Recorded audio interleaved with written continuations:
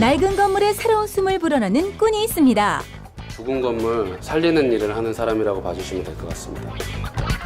멋진 외관에서 튼튼한 내구성까지 건물의 가치를 더욱 높이는 작업. 합리적이고 경제적인 시공 방법으로 틈새 시장 개척에 성공한 꾼의 이야기. 어떤 마음이냐면은 건물에 그 가치를 올리고 그 가치를 찾아낸다, 이런 느낌으로 일을 하고 있습니다. 감각적인 리모델링으로 건물을 새롭게. 틈새 시장을 노려라. 김지환 대표. 제작진이 도착한 곳은 서울시 강남구. 꾼을 찾아 안으로 들어가니 꽤 넓은 규모의 공간을 가득 채운 건 건축에 쓰이는 자재들 같은데? 이런 자재들이 전부 다 그 건물의 외장재로 쓰이는 자재들이고요. 다양하게 보실 수 있도록 저희가 준비를 해놓은 겁니다. 전시된 다양한 건축 자재들을 살피며 확인하는 꾼. 아니 도대체 무슨 일을 하시는 분이신가요? 죽은 건물 살리는 일을 하는 사람이라고 봐주시면 될 것 같습니다. 죽은 건물을 살리는 일이라고요? 자세한 이야기를 듣기 위해 꾼을 따라 나섰습니다. 저런 건물 같은 경우는 조금만 손보면은 금방 예뻐질 수 있는 건물이에요. 잘만 정리가 되면은 조금만 손대도 훨씬 좋아질 수 있습니다.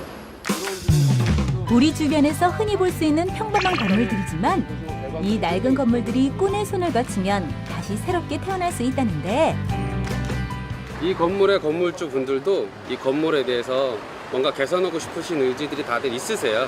하지만 비용이 많이 드는 걸로 여기시고 엄두를 내지 못하시는 부분들이 있는데, 사실은 그렇지 않거든요. 충분히 합리적으로 저렴한 비용에 시도할 수 있는 여러 가지 방법들이 있습니다.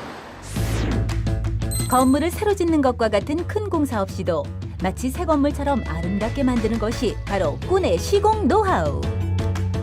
다양한 공법들이 있는데요. 그중에서 저희가 더블 스킨 공법을 우선순위로 검토해서 적용하려고 노력하고 있습니다. 일단 뭐 대대적인 철거 과정이 생략이 되기 때문에요. 공사 기간도 절약이 되고 그에 따른 비용도 절감이 되고 또 결과적으로는 환경에도 도움이 되겠죠. 기존의 건물을 면밀히 검토해 재사용할 수 있는 부분을 최대한 활용해서 합리적이면서도 새로운 디자인 효과를 내는 이른바 더블 스킨 공법.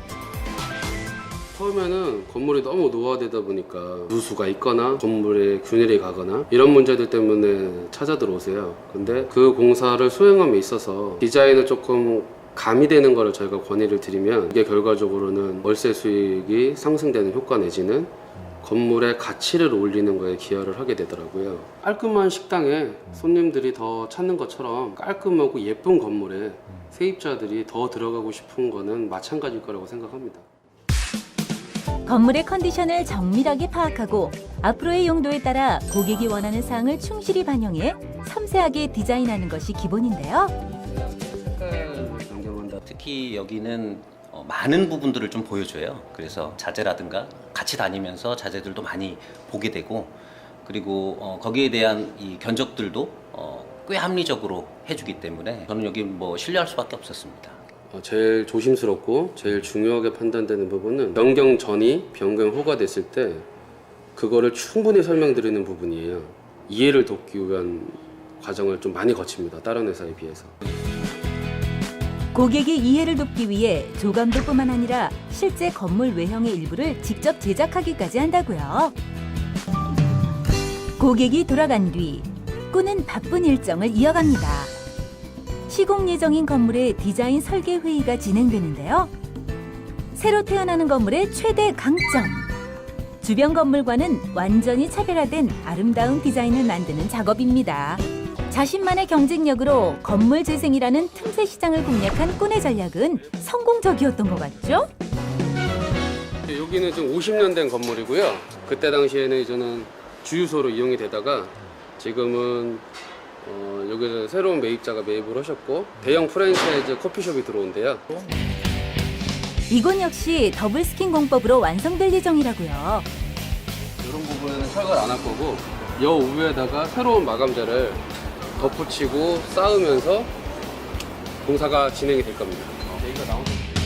현장을 꼼꼼하게 살피면서 시공 후 건물의 모습을 그려보는 꾼. 꾼의 눈에는 벌써 멋지게 완성된 건물의 모습이 보이는 것 같네요. 어떤 마음이냐면은 건물에 그 가치를 올리고 그 가치를 찾아낸다 이런 느낌으로 일을 하고 있습니다. 성공이란 뭐라고? 자기 하는 일에서 보람을 찾는 일, 네, 그리고 그게 주변과 사회에 기여한다면 저는 뭐 이런 것들이 성공이라고 생각합니다.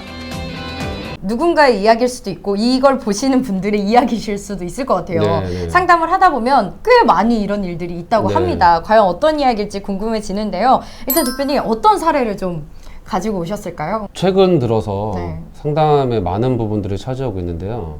현장에 갔더니 네. 이미 공사를 손을 댄 흔적들이 있어요. 네.